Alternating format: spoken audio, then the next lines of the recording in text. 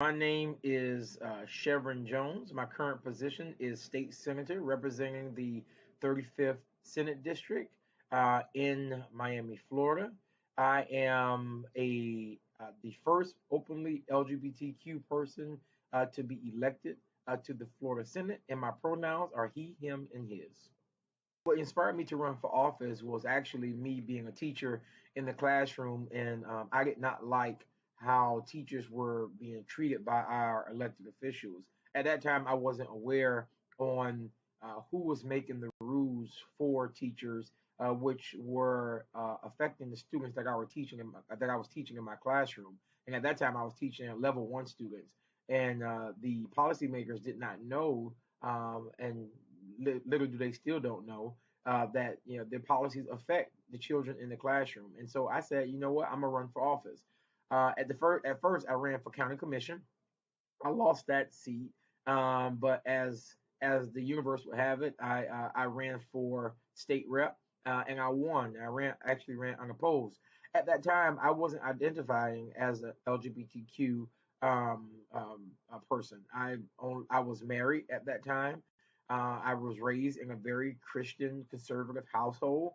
And the one thing that I was clear on, that if I wanted to be transparent in talking about policy and making sure I am being true to who I am and encouraging others to be true to who they are, that I need to live my full and true self.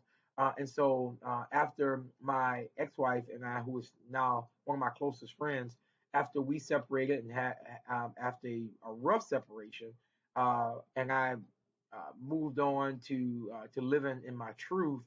That is when I came out. So I was already elected when I came out as being a gay man. And so when I filed to run for the Senate, I did not know whether or not my sexuality would become the highlight of the campaign of me running for the state Senate. Many people made it clear that I would not possibly win because of my sexuality.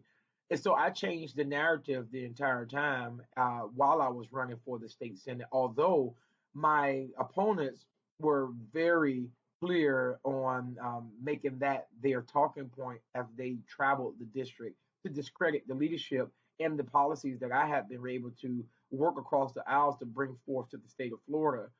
Um, Once we started campaigning, I wanted to stick to what I knew best, and that was exemplifying and showing the leadership that I had brought forth in the legislative in those legislative chambers, and that's what the people wanted. The people wanted someone who can lead them, someone who spoke to their values. People weren't even looking at my sexuality. People were looking at my leadership.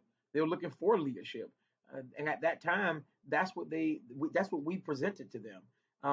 Although they knew who I was, they knew my sexuality, they know my partner, they know my parents, but they wanted to know me and what was I going to do for them. It was right in the middle of COVID, so people were asking about their job, people were asking about their child education, people were asking about their unemployment, and so my opponents, as what they thought was going to be a knock, actually worked out in my favor in a very real way. So much so that with six people in the race, we walked away with almost 47% of the vote. Why? Because hate and bigotry never wins. As a matter of fact, we were in the time of Donald Trump and his antics and things that he was doing. So people were really sick and tired of this divided, hateful tone of America that was happening.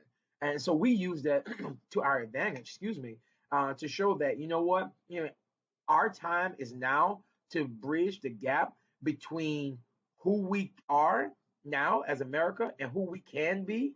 And we merged that into our election and we won. And so it's been a pleasure because it allows me and has allowed me to show up as my full and my true self. And that's the best version of me. And so being able to present that to people has been refreshing and rewarding. My identity as an LGBTQ candidate has done two things. It has allowed me to be more empathetic, and it has also allowed me the opportunity to speak to other individuals who who don't know how to live as their true self. Whether you're a part of the LGBTQ community or whether you're not, it doesn't matter. There's a side of all of us that we don't show up to show our full selves because we don't know how people will look at us by showing up as our full self. And so, yeah, those are the two things that that I'm happy about that I represent when I wake up every morning and when I'm speaking to people, whether it's a group or whether it's through Zoom. It's being able to show people that showing up as your full self that's your best you. And and even as an LGBTQ elected official, as proud as I am of who I am and who I exemplify to the world, because it's just not to my community, because I have to always realize, and we all have to realize, that people are watching us. That I'd rather not be boxed in that that's the only thing that I am, and I think that's where many get stuck at, to where where you believe that that's the one issue that you just hone in on. Because when you fight for LGBTQ issues, you have the right to fight for other issues, social justice issues, economic justice issues, environmental justice issues. Because truth be told, all of these things are being attacked by individuals who don't want to see us succeed, who want to see us fail, who don't believe that we should have our rights. And so, being able to show up and step outside of the box of just being the LGBTQ candidate, I show my holistic and my whole self as being someone who fights for the right of all people.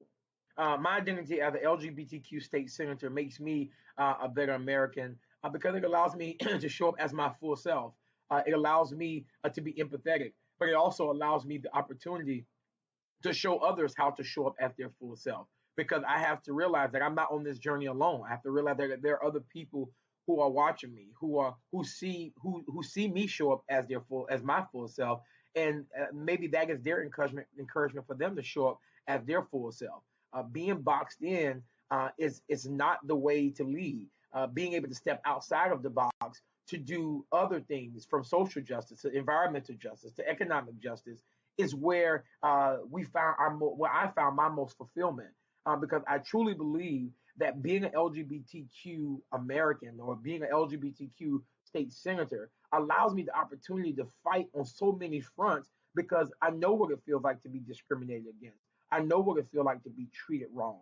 I know what it feels like to be ostracized. And so, being able to fight for the rights of all people is what I believe my identity as a LGBTQ American stands for. And I am happy, so happy, that me being a part of the LGBTQ community speaks so much volume, because truth be told, and I keep saying it, pride is protest. And we must continue, I must continue to fight for those things that I know are for the betterment of people. I believe that we need more LGBTQ plus representation because of one saying that I truly believe in. It's an old saying that if you're not at the table, then you're on the menu.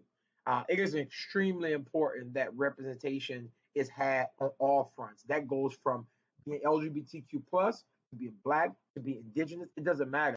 All representation matters, because it truly causes for this thing called democracy, and it really paints the true picture of who America is. And so, until we get to a place that from the courtroom to the boardroom, that everybody is represented the right way, there truly is no justice. There truly is no true fair democracy, because everyone deserves to be represented in this thing we call America. The only thing I would like to add this Pride Month is to tell everyone to thank them for showing up as their true self every day. Trust me, there's somebody that's out there that's watching them. There's somebody that's thanking them for doing just that. It is important that as we show up as our true self, we not only free others, but you free you also.